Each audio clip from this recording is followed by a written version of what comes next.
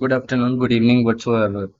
Let us start with our video with our new lecture, and this is the first lecture which I am doing today. So let's get started. हम देखते हैं computational thinking हमारा एक subject होता है BS degree में, ठीक है।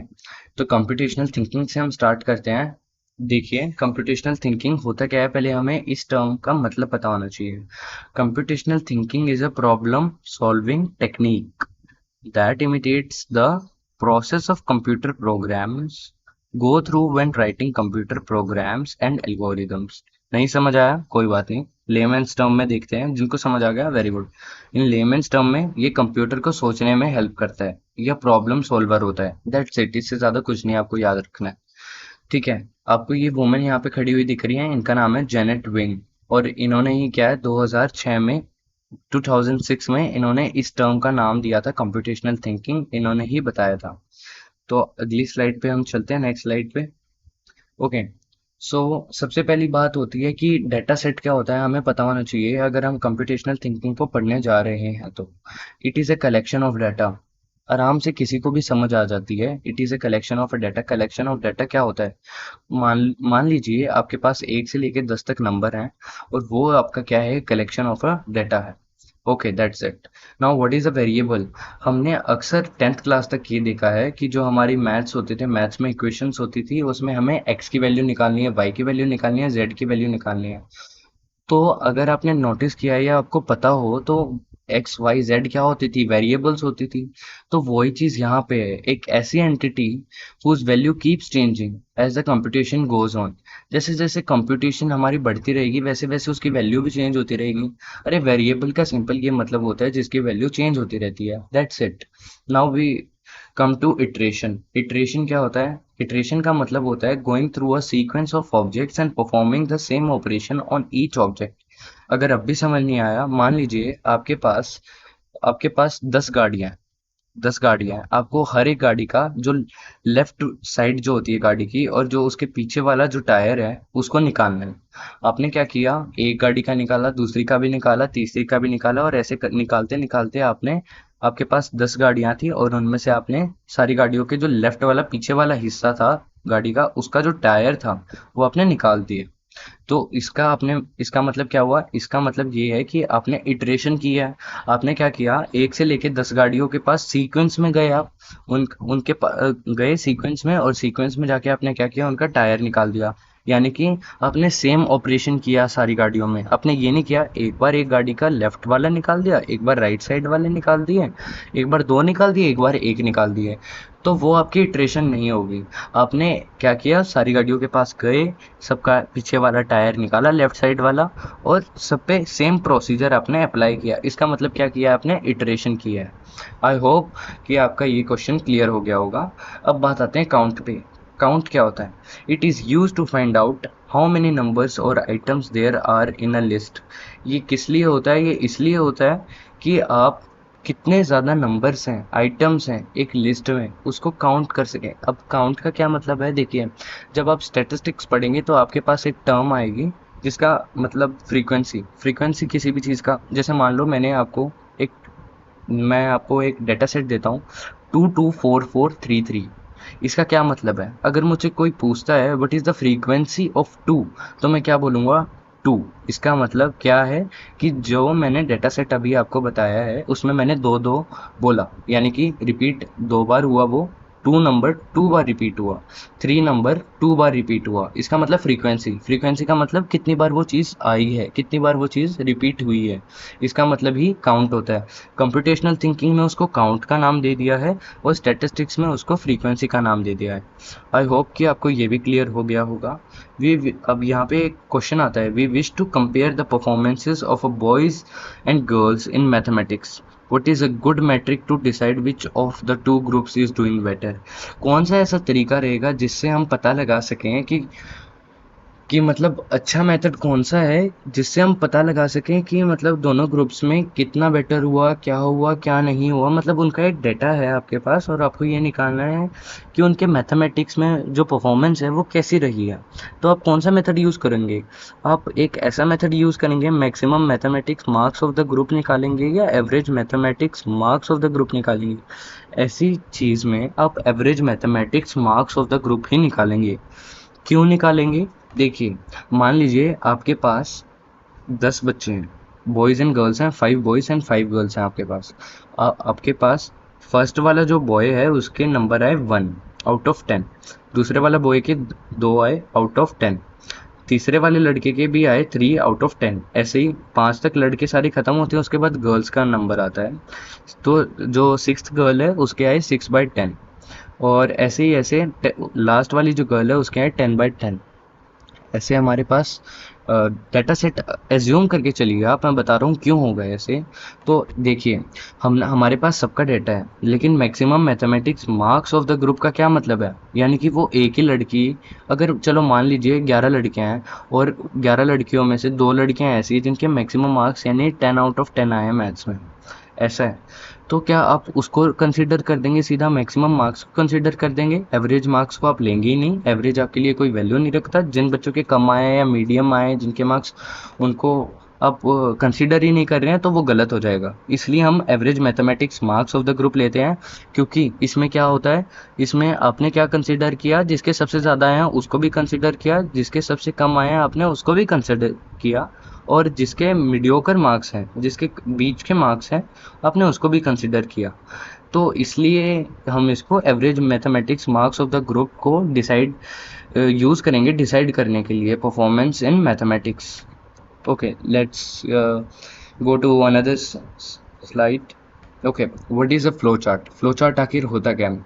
एक डायग्राम होता है that shows an overview of a program. जो भी आप प्रोग्राम देखिए, अभी आप कंप्यूटेशनल थिंकिंग को स्टार्ट कर रहे हैं, आपको धीरे धीरे प्रोग्राम्स आएंगे, इसमें आपको वो देखने होंगे। तो एक प्रोग्राम होता है, उसका एक फ्लो चार्ट होता है, ठीक है।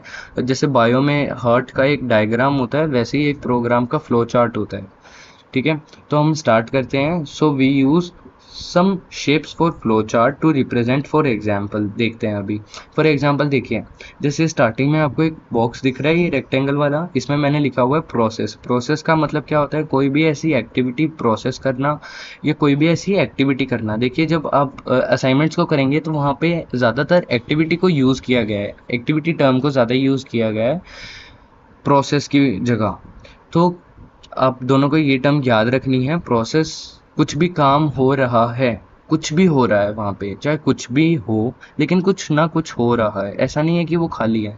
तो जब भी आपके पास किसी भी फ्लो चार्ट में एक रेक्टेंगल बॉक्स आ जाए तो समझ जाए उसके अंदर कुछ ना कुछ काम चल रहा है भाई। आप देख सकते हैं, जैसे एक यहाँ पे एक आपके पास एक लेबर है, देखें। अब इस इमेज में आपको क्लियरली दिख रहा है एक लेबर है और वो लगातार काम कर रहा है। तो ऐसे ही इस बॉक्स में कोई ना कोई कुछ ना कुछ काम ही हो रहा है। नेक्स्ट टर्म पे आते हैं हम, फ्लो लाइन। फ्लो लाइन तो सबको पता है, रास्ता दिखाने वाली लाइन होगी, सिंपल एज दैट। जैसे कि ये देखिए, ये साइन बोर्ड दिख रहा है आपको, जो दिखा रहा है हमें वन वे है, यहाँ पे राइट साइड में वन वे है, बस यही रोड है, ठीक है। तो बस ये हमें रास्ता दिखाती है, दैट्स इट। उसके बाद आता है देखिए डिसीजन मेकर। डिसीजन मेकर, अब हमें पता है कि डिसीजन पहले के टाइम पे कौन लेता था? राजा लेता था, किंग लेता था। तो ये हमारे लिए क्या है? एक प्रोग्राम के लिए ये किंग है, ये डिसीजन मेकर है, ये किंग है, यही डिसाइड करेगा कि क्या होगा और क्या नहीं होगा। ओके। सो अब यहाँ पे देखिए एक टर्म आती है, टर्मिनल स्लैश स्टार्ट।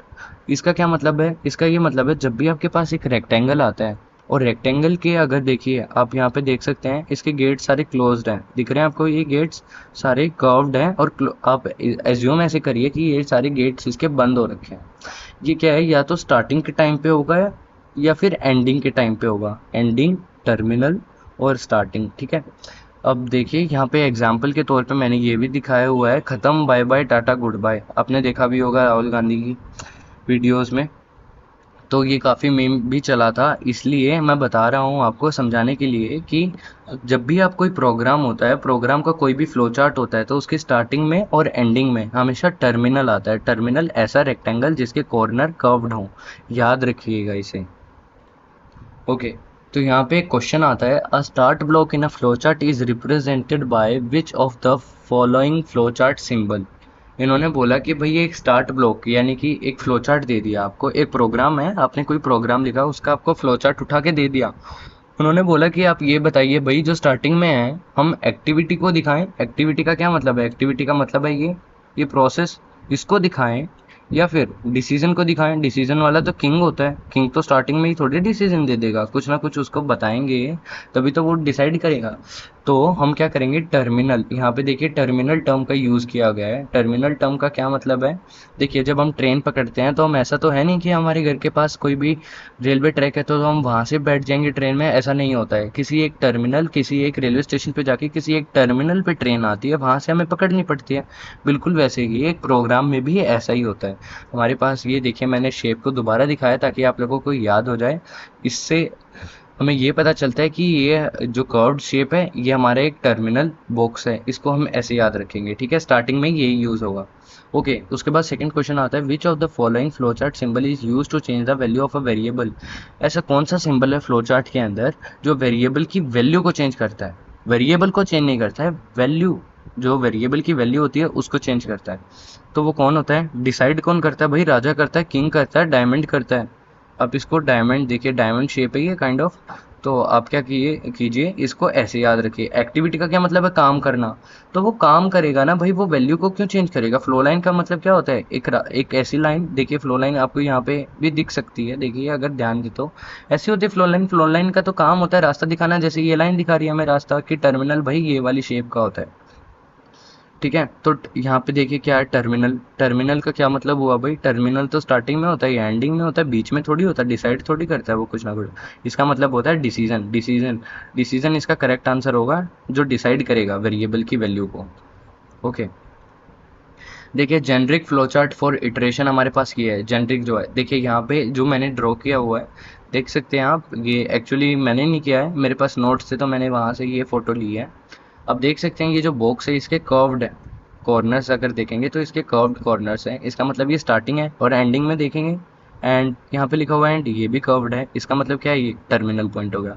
अच्छा भाई, इनिशियलाइज लिखा हुआ है, इनिशियलाइज का क्या मतलब होता है?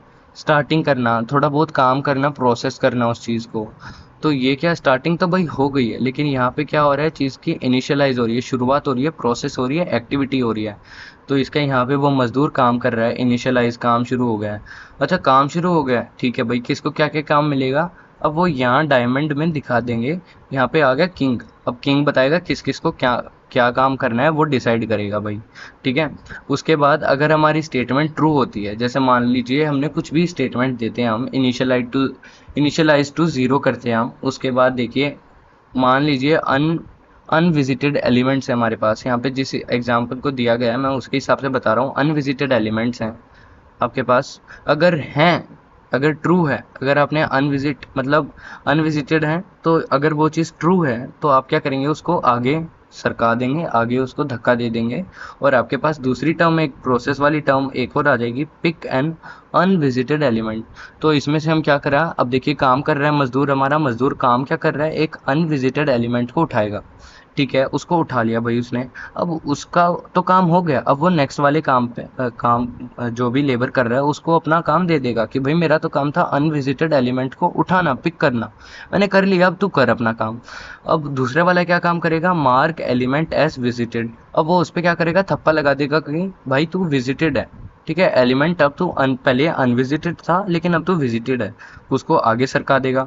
आगे जो तीसरे वाला लेबर है वो क्या करेगा, अपडेट कर देगा, उसे अपडेट कर देगा वेरिएबल को, जो भी वेरिएबल होगा उसको अपडेट कर देगा। और उसको, ये देखिए फ्लो लाइन दिख रही है आपको, ये फ्लो लाइन आई, ये रास्ता दिखा रही है कि भाई देखो यहाँ से घूम के यहाँ आएगा। तो यहाँ पे हमारा एलिमेंट आ गया। क्या वो अनविजिटेड है? नहीं है भाई, नो। क्यों? क्योंकि वो पहले था, और ट्रू होने के बाद वो इतनी स्टेजेस में से निकलने के बाद विजिटेड हो चुका है। देखिए यहाँ पे विजिटेड हो गया, अब वो अनविजिटेड नहीं रहा, तो नो हो गया, फॉल्स हो गया। फॉल्स हो गया इसका मतलब एंड हो गया। यहाँ पे देख सकते हैं आप। तो आपको पता चल गया होगा थोड़ा बहुत इसके बारे में। आई होप ये बात आपको क्लियर होगी कि कैसे फ्लो चार्ट काम करता है और आप कैसे पता लगा सकते हैं कि फ्लो चार्ट कैसे काम करेगा। देखिए यहाँ पे आया है, consider the following flow chart that calculates the sum of mathematics marks. हम हमारे पास एक देखिए ये फ्लो चार्ट गिवन है, और ये आपको असाइनमेंट्स में मिल जाएगा, मैंने वहीं से उठाया है इसे। The sum of the mathematics marks of all the student data, we wish to modify this flowchart to compute the sum of the maths marks of all girls in the data set। हमारे पास देखिए सबसे पहले क्या, सबसे पहले ये check करेंगे flow chart में सारी चीज़ें ठीक तो हैं, स्टार्टिंग और एंडिंग देखेंगे, एंड भी वही कॉर्नर है, इसका भी कॉर्नर है, इसका मतलब तो भाई ये टर्मिनल ही है। ओके, अब अच्छा भाई इसके कॉर्नर तो शार्प है एकदम, इसका मतलब क्या है, रेक्टेंगल है, और इसके कॉर्नर भी शार्प है, इसका मतलब यहाँ पे एक्टिविटी हो रही है, एक्टिविटी हो रही है, इसका मतलब ये सेकंड स्टेप भी हमारा सही है, यहाँ पे भी मजदूर लगाया, तो sum is equal to zero, labour लगा दी, sum is equal to zero हो गया, सम इज इक्वल टू यानी स्टार्टिंग में कुछ अब इस उसको जीरो काम दिया गया है। उसके बाद क्या है, डिसाइड करेगा भाई, किंग यहाँ पे बैठा है, किंग डिसाइड करेगा कि काम क्या होना है। अब देखना है हमें मोर कार्ड्स इन पाइल वन, क्या जो पाइल वन है उसमें मोर कार्ड्स हैं, ज़्यादा कार्ड्स हैं, अगर हैं ट्रू है तो उसको आगे सरका देगा, आगे सरका दिया तो इसका क्या मतलब है, pick a card X from pile one. अब हमें पाइल वन में अगर ज़्यादा कार्ड है तो हमें उसमें से एक कार्ड उठाना है, एक कार्ड उठाया, हमारा काम हो गया भाई, इसका जो लेबर वन था इसका काम हो गया, अब ये दूसरे वाले लेबर को दे देगा काम। दूसरे लेबर का काम क्या है, move X to pile two. अब उसने क्या करा, जो एक्स था हमारे पास, कार्ड एक्स था, उसको पाइल टू में डाल देगा, पाइल वन से तो पाइल टू में आ गया, तो अब ये पाइल टू कर देगा। पाइल टू का क्या मतलब है, अब देखो पाइल टू में इसने डाला, उसके बाद तीसरे लेबर का काम आ गया, तीसरे लेबर का क्या क्या काम है, ऐड कार्ड एक्स। जो जो कार्ड एक्स इसके पास आया है उसका जो मैथ्स का स्कोर है, उसका जो सम है मैथ्स के स्कोर का, उसने क्या किया, यहाँ से उसको इसके पास भेज दिया, टोटल उसका सम किया और यहाँ पे भेज दिया, उसको अपना काम किया और आगे भेज दिया। फ्लोलाइन ने दिखाया कि वो डिसीजन, देखिए यहाँ पे डिसीजन बॉक्स आ गया, डायमंड बॉक्स आ गया, एक राजा आ गया, तो राजा ने दोबारा पूछा कि भाई मोर कार्ड्स इन पाइल वन, नहीं है भाई, अब तो पहले यस था, सारे काम हो गए, अब वापस आ गया यार वो, तो कोई काम नहीं है, फॉल्स हो गया, एंड हो गया, यहाँ पे खत्म हो जाता है। उसके बाद देखिए क्वेश्चन दिख रहा है आपको, what type of flow chart symbol should be inserted, तो यहाँ पे कौन सा इंसर्ट करना चाहिए, decision, terminal, flow line, activity. देखिए यहाँ पे डिसीजन को क्यों करना चाहिए, ये आंसर करेक्ट क्यों है, देखिए टर्मिनल तो हमारे पास बिल्कुल ठीक है, हर जगह पे सही दिया हुआ है। फ्लो लाइन की तो कोई ज़रूरत नहीं है, हर जगह पे देखिए सही दी हुई है, डायरेक्शन हमें अच्छे से बताई गई है। उसके बाद क्या मतलब है, एक्टिविटी, एक्टिविटी का क्या मतलब है, काम भी सही करा भाई इन्होंने, काम भी सही किया, तो किस चीज़ की ज़रूरत है, डिसीजन की ज़रूरत है। ठीक है, तो हम डिसीजन को यहाँ पे ऐड करेंगे। अब देखिए where should this symbol be inserted, इसको ऐड कहाँ करना है हमें ये कैसे पता चलेगा, between more cards in pile one and pick a card from X from pile one. तो क्या ये टर्म सही रहेगी, मोर कार्ड्स देखिए यहाँ और इसके बीच में बिल्कुल भी नहीं रहेगी, ये देखिए डिसीजन है, डिसीजन के बाद डिसीजन आ ही नहीं सकता, ठीक है, कभी भी याद रखना, डिसीजन के बाद डिसीजन आ ही नहीं सकता। तो चलिए ये तो कैंसिल हो गया हमारा फर्स्ट वाला। उसके बाद between sum is equal to zero दिया हुआ है हमें, sum is equal to zero and more cards in pile one, sum is equal to zero, और इसके बीच डिसीजन से पहले बोल रहा है अभी, अब ये इसका बोलने का क्या मतलब, पहले तो नीचे दे रहा था अब ऊपर दे रहा है, अब डिसीजन के ऊपर भी नहीं आ सकता, नीचे भी नहीं आ सकता भाई, डिसीजन के बाद डिसीजन, डिसीजन से पहले डिसीजन नहीं आ सकता। I know this is little bit confusing for you, but you have to understand this, ठीक है। इसके भाई ऊपर भी नहीं आ सकता डिसीजन और इसके नीचे भी नहीं आ सकता डिसीजन, क्योंकि भाई एक बात बताइए, घर में कोई डिसीजन होता है वो एक ही बार होता है ना, या फिर आपके पेरेंट्स होते हैं या कोई भी होता है वो डिसीजन बार बार करता रहता है, डिसीजन हमेशा एक ही बार होएगा, ठीक है।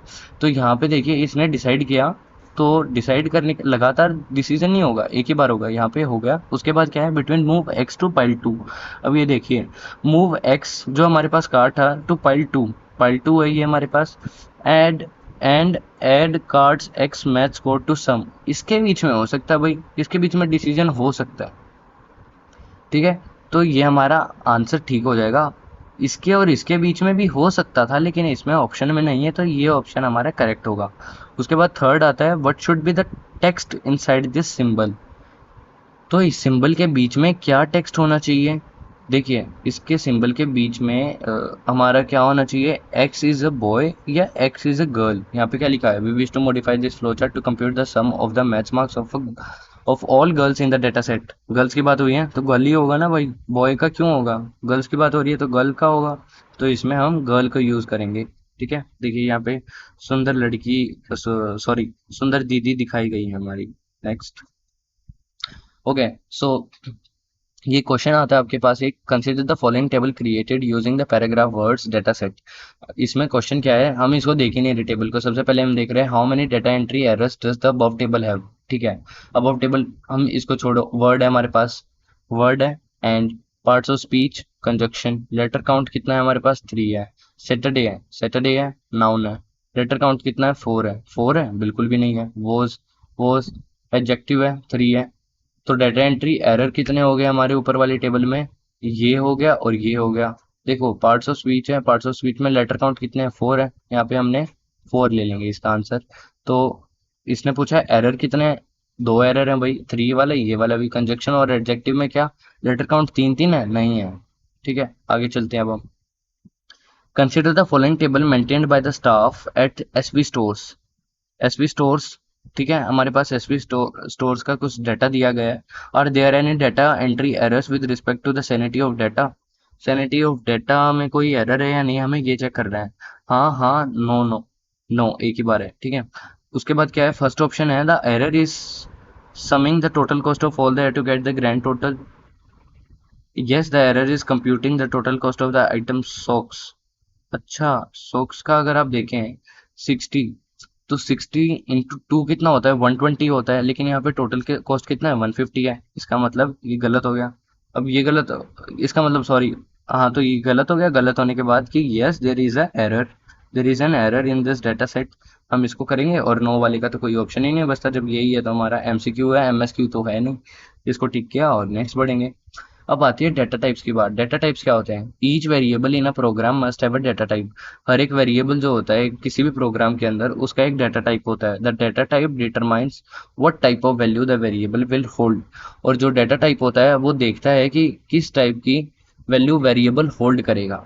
किस तरीके, देखिए डाटा टाइप इंटीजर होता है, हमने पढ़ा है मैथ्स में, पढ़ा है स्टार्टिंग से, -1 -2 -3, और ऐसे चलते चलते 0 1 2 3 4, ऐसे चलते चलते हमारे पास क्या होता है, ये इंटीजर होता है। ठीक है, इसका एग्जांपल जैसे यहाँ पे 27 दिया हुआ है, ये भी एक इंटीजर है।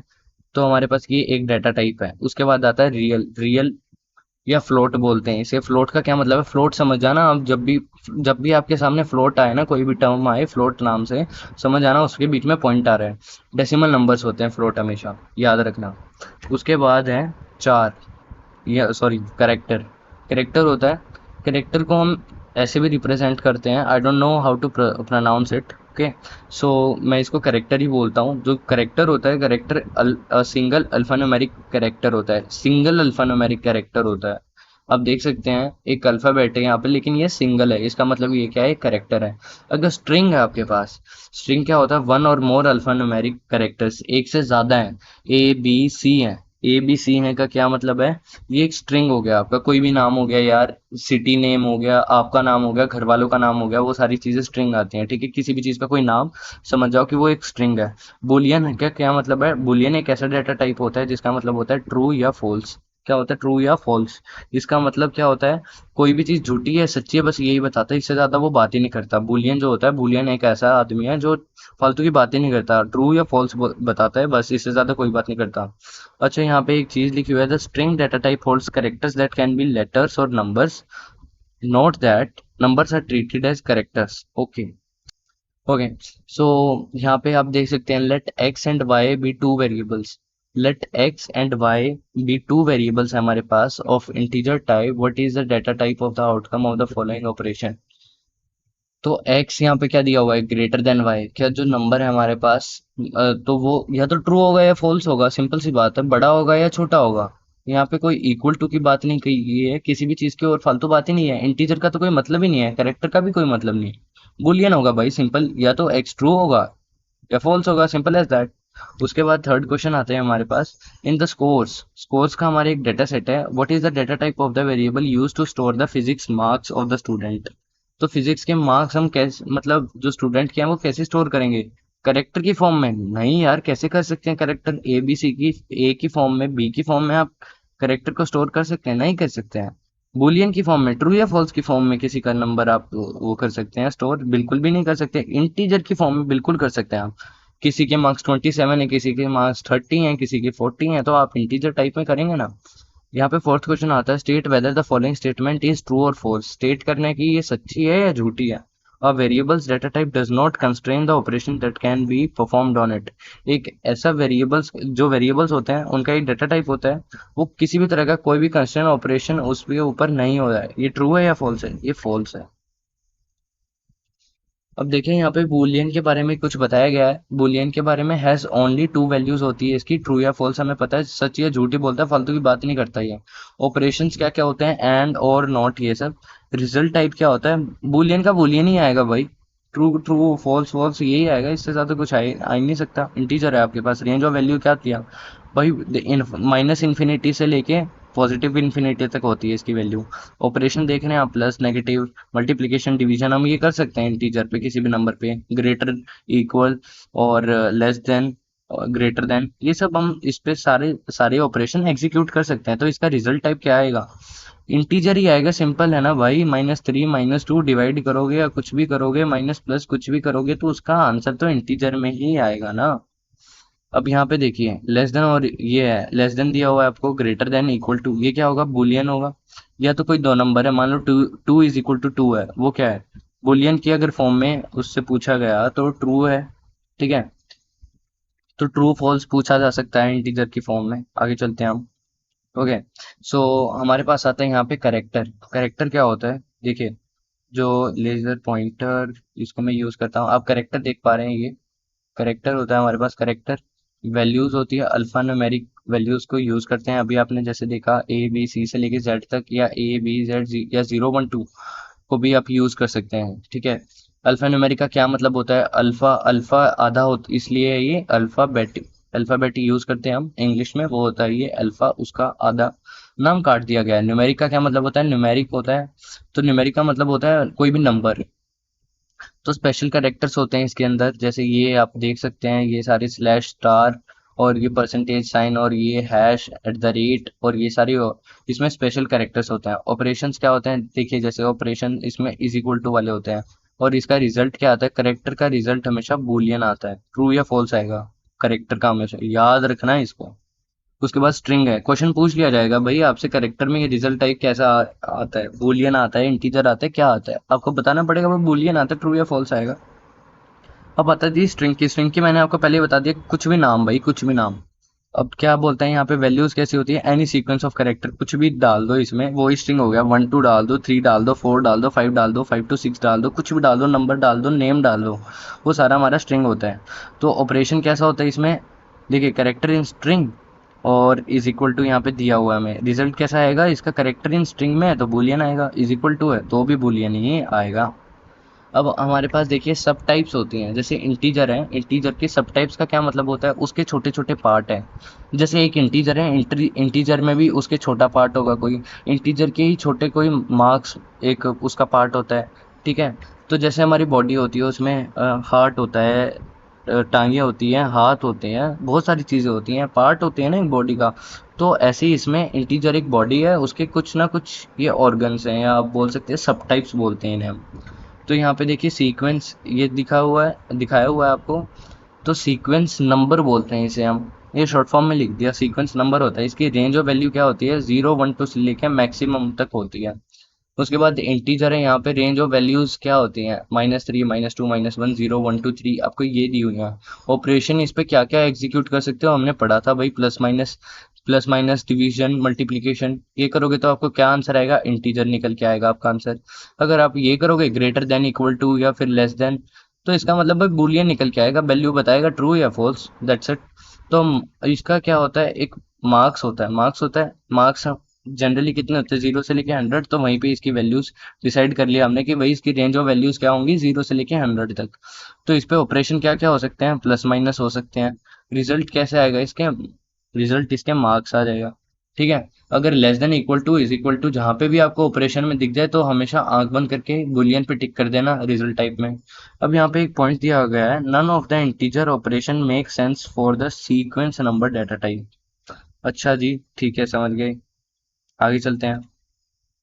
इंटीजर में एक तीसरा पार्ट भी होता है, इसका तीसरा सब टाइप भी होता है, जो होता है काउंट। अब काउंट क्या है यहाँ पे, रेंज ऑफ वैल्यूज। देखिए देख, इंटीजर की हमें पता है माइनस इन्फिनिटी से पॉजिटिव इन्फिनिटी तक ऑपरेशन भी हमें पता है। इंटीजर पे हर तरह का ऑपरेशन हो जाता है, प्लस माइनस मल्टीप्लीकेशन डिवीजन, और उसका रिजल्ट भी इंटीजर ही आता है हमारे पास। लेकिन ये जो होता है हमारे पास less than, greater than, equal to, ये इसका भी आंसर हमारे पास बुलियन आता है। तो ये जो हमारे पास काउंट वाली टर्म हमें दी गई है, देखिए काउंट में क्या दिया है, इसका एक सब टाइप होता है। तो रेंज ऑफ वैल्यूज इसमें क्या होती है, इसमें 0 1 2 3 के बाद वाली होती हैं सारी। ये वैल्यूज जो होती हैं इसकी, ये सारी कट चुकी हैं। ये वैल्यूज इसकी सारी कट चुके हैं, ठीक है। यहाँ पे अगर आप देख सकते हैं तो इसकी ये जितनी वैल्यूज हैं, ये सारी कट चुकी हैं। तो इसकी ये जितनी वैल्यू है सारी कट चुकी हैं, 0 1 2 3, और इसके बाद वाली सारी कंटिन्यू रहेंगी। तो रेंज ऑफ वैल्यूज जो है हमारी, वो क्या है, 0 1 2 3 से लेके इन्फिनिटी तक है। इन्फिनिटी तक है सारी। ऑपरेशन आप देख सकते हैं वही प्लस माइनस, उसके बाद काउंट आ जाएगा। इसका रिजल्ट टाइप काउंट ही आएगा, काउंट में प्लस माइनस का काउंट आएगा, और less than equal to boolean आएगा। अब देखो यहाँ पे एक चीज दिखाई गई है आपको, देखिए ध्यान से इसको। मल्टीप्लीकेशन और division do not make sense for counts. ये कुछ रूल्स होते हैं और आपको ये याद रखने पड़ेंगे। क्यों है क्यों नहीं है वो बात की बात है, लेकिन ये कुछ रूल्स होते हैं जो आपको कंफर्मली याद होने चाहिए। अब देखो इंटीजर हमने पढ़ा, इंटीजर में क्या है भाई, इंटीजर में हमने ये पढ़ लिया। Let me erase this first pen, ठीक है, एक मिनट, ले सकता हूँ। तो इंटीजर है हमारे पास। इंटीजर की वो होती हैं, सब टाइप्स होती हैं, काउंट होती है, सीक्वेंस नंबर होती है, और मार्क्स होती हैं। आप इनको याद कर लेना, इन पे ऑपरेशन क्या करना पड़ता है, और उसका रिजल्ट टाइप क्या आता है। अब ये तो सेम है सबके लिए, ठीक है। ये तो सेम है सबके लिए कि less than equal to greater than हमेशा बूलियन ही आएगा, ट्रू या फॉल्स होगा, फालतू की बात नहीं करता। ऐसे ही, अब ऐसे ही एक करेक्टर होता है हमारे पास। करेक्टर के बारे में हमने पढ़ा है, करेक्टर कैसी वैल्यूज होती हैं, अल्फा न्यूमेरिक वैल्यूज होती हैं। तो AB Z AB 0 1 9 ऐसे स्पेशल कैरेक्टर दिए हुए हैं हमें, ये सारे स्पेशल कैरेक्टर्स होते हैं। ऑपरेशन इस पे कैसे कर सकते हो आप, सिर्फ इज इक्वल टू वाले ही ऑपरेशन कर सकते हो। तो इसका रिजल्ट भी क्या आएगा, बुलियन वाला आएगा, क्योंकि वहीं से लेस देन, ग्रेटर देन और इक्वल टू, ये तीनों साथ में रहते हैं, तो उसी का दोस्त है, तो बुलियन ही रिजल्ट टाइप देगा ही। तो करेक्टर में एक इसकी सब टाइप होती है, देखिए जैसे जेंडर दिया हुआ है हमें यहाँ पे, जेंडर देख सकते हैं आप। जेंडर है, वैल्यू क्या हो सकती है इसकी, मेल हो सकती है, फीमेल हो सकती है। तो ऑपरेशन क्या होगा इस पे, इक्वल टू। तो इसका रिजल्ट भी क्या है यहाँ पे, बुलियन ही आएगा। ये थोड़ा सॉरी कट चुका है, लेकिन मैं आपको बता रहा हूँ ये बुलियन लिखा हुआ है, और बुलियन इसका रिजल्ट आएगा। अब देखिए वैसे ही एक स्ट्रिंग होता है आपका डेटा टाइप, उसकी एक सब टाइप होती है कैटेगरी। तो स्ट्रिंग मैंने बताया था, कोई भी नंबर है भाई, कुछ भी है तुम्हारे पास, कुछ भी है, वो एक स्ट्रिंग तो है ही है। तो ऑपरेशन है भाई, character in string, result type इसका बूलियन आएगा, इज इक्वल टू, इसका भी बूलियन आएगा। कैटेगरी क्या है, values can take only one of the following values, noun verb preposition adjective, ठीक है, समझ जाना कैटेगरी की जब भी बात हो।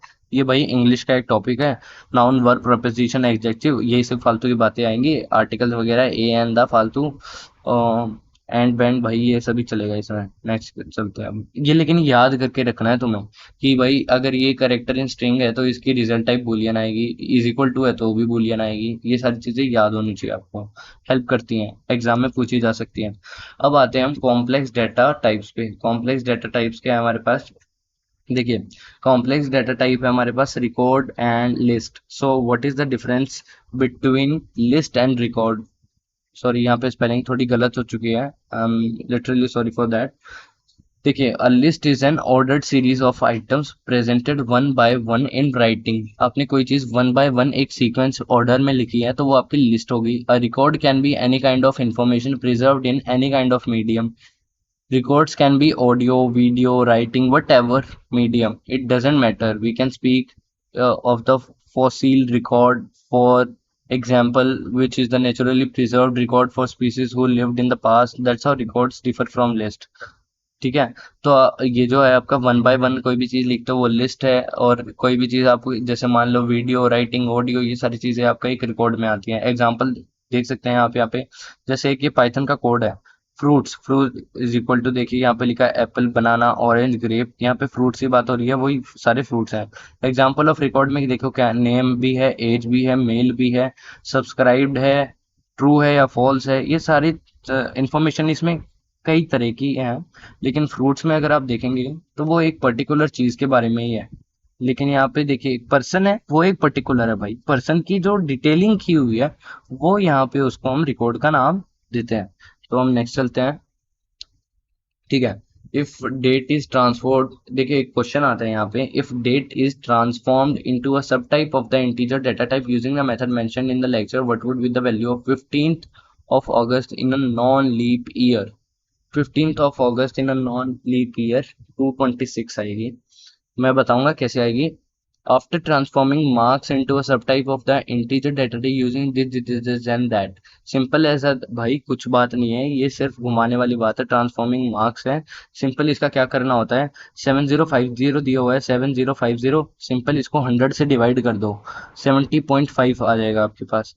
ठीक है, यहाँ पे क्या दिया हुआ है, 7050, ये गलत हो जाएगा, 70.5। ये अगर आपको यहाँ पे दे दे 70.50 तो वो भी ठीक होगा। यहाँ पे देखो, यहाँ पे गलत दिया हुआ है, लेकिन ये 7 के बाद पॉइंट है, यहाँ नहीं होना चाहिए। यहाँ पे अगर पॉइंट होता है 70.50 तो ठीक होगा।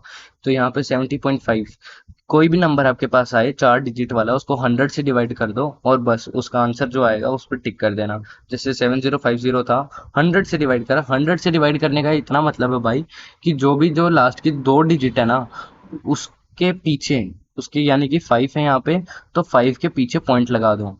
ठीक है, मान लो यहाँ पे मैं लिख देता हूँ 2023, 2023 लिख दिया मैंने, उसका बताना है आपको, तो क्या करोगे आप, 20.23 कर दोगे आप। ठीक है, 20.23 कर दोगे।